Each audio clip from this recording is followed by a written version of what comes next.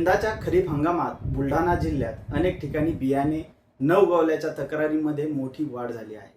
त्यामध्ये बोगस किंवा निकृष्ट दर्जाच्या बियाण्यामुळे जिल्ह्यातील शेकडो हेक्टरवरील पेरण्या आज धोक्यात आल्या आहेत। आतापर्यंत जवळपास 700हून अधिक शेतकऱ्यांनी कृषी विभागाकडे आपल्या तक्रारी नोंदवल्या आहेत।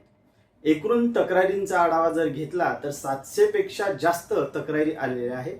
प्रभावित क्षेत्र आहे अंदाजे 700 ते 800 हेक्टर आणि सर्वाधिक फटका बसला तो शेगाव आणि खामगाव तालुक्याला। यामध्ये संशयास्पद कंपन्या कोणत्या तर रवी सीड्स असेल, बूस्टर, इनोव्हेज, अंकुर, दप्तरी आणि महाबीज यासारख्या कंपन्यामुळे बुलढाणा जिल्ह्यात 7,38,000 हेक्टरवर पेरणीचं नियोजन असताना सुरुवातीलाच बियाणे न उगवल्याने शेतकऱ्यांवर दुबार पेरणीचे संकट ओढावले। या गंभीर परिस्थितीत जिल्हा कृषी विभागाने तातडीने पावले उचलली आहेत। याविषयी माहिती देताना कृषी अधिकाऱ्यांनी सांगितले की तक्रारींची शहानिशा करण्यासाठी उपविभागीय कृषी अधिकाऱ्यांच्या अध्यक्षतेखाली विशेष समित्याही गठीत करण्यात आल्या आहेत। कृषी विभागाने दिलेल्या माहितीनुसार शेगावात आणि खामगाव तालुक्यातून या दोन तालुक्यांमधनं सर्वाधिक तक्रारी आल्या आहेत। बाधित क्षेत्राची पाहणी करून अंतिम अहवाल तयार करण्याचे काम युद्धपातळीवर सध्या सुरू आहे।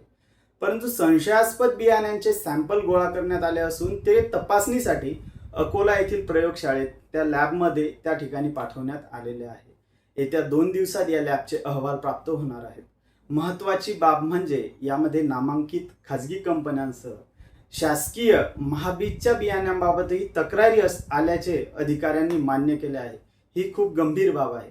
लॅबचा अहवाल प्राप्त होता ज्या कंपन्यांचे बियाणे सदोष आढळेल त्या कंपन्यांवर आणि दोषींवर कडक कायदेशीर कारवाई केली जाईल अशी ग्वाही कृषी विभागाने दिलेली आहे। त्यामुळे आता अकोला लॅबच्या अहवालाकडे संपूर्ण जिल्ह्याचे लक्ष लागले आहे। बियाण्या कंपन्यांच्या या मनमानीमुळे बळीराजा मात्र आर्थिक संकटात सापडला आहे।